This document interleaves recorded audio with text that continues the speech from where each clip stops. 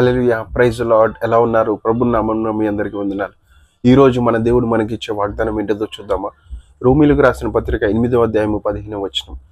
Romans chapter 8 verse 15. So you have not received a spirit that makes you fearful slaves.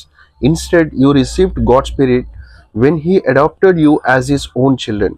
Now we call him Abba Father. ఏలయనగా మరలా భయపడుటకు మీరు దాస్యపు ఆత్మను పొందలేదు, కానీ దత్తపుత్ర ఆత్మను పొందితిరి. ఆ ఆత్మ కలిగిన వారమై మనము అబ్బా తండ్రి అని మొరపెట్టుచున్నాం. హల్లెలూయా. చూడండి, ఇక్కడ దేవుడు మనకి పౌలు భక్తుని ద్వారా మాట్లాడుతున్నాడు. ఏంటిదనంటే, మనకంటే దాస్యపు ఆత్మని ఇవ్వలేదంట, దత్తపుత్రుని ఆత్మని ఇచ్చాడంట. ఒక అధికారము గల కుమారుడు కుమార్తె యొక్క అధికారము గల ఆత్మని ఇచ్చాడంట.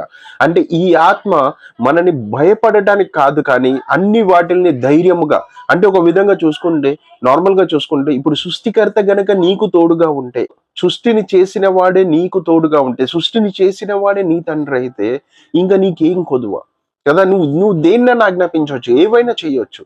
అంటే అంత బలమైన ఆత్మని నీకు ఇచ్చాడంట దేవుడు. అంటే నువ్వు నీకున్న సమస్యలు, నీకున్న బాధలు, నీకున్న ఇబ్బందులు, వాటి గురించి నువ్వు భయపడటం కాదు. ఇక్కడ స్పష్టంగా దేవుడు చెప్తున్నాడు, ఇదిగో దత్తపుత్ర ఆత్మని నేను ఇచ్చాను.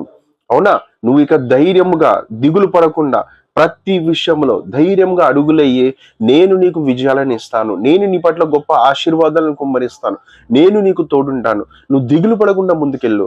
ఖచ్చితముగా, అవునా, ఈ ఆత్మ నిన్ను బలంగా ముందుకు నడిపిస్తుంది. ఏవేవో అనుకుంటున్నావు వాటి విషయంలో నిన్ను బలముగా ముందుకు నడిపించి గొప్ప ఆశీర్వాదాలను కుమ్మరిస్తుంది అంట. అవునా, అందుకోసమే ధైర్యంగా ఉండు, దిగులు పడకు, దేవుని యొక్క వాగ్దానాన్ని పొందుకో. ఈ యొక్క దత్తపుత్ర ఆత్మ గురించి ఎప్పటికీ మర్చిపోదు. ఈ ఆత్మ నిన్ను నడిపించబోతుంది. ఆమేన్.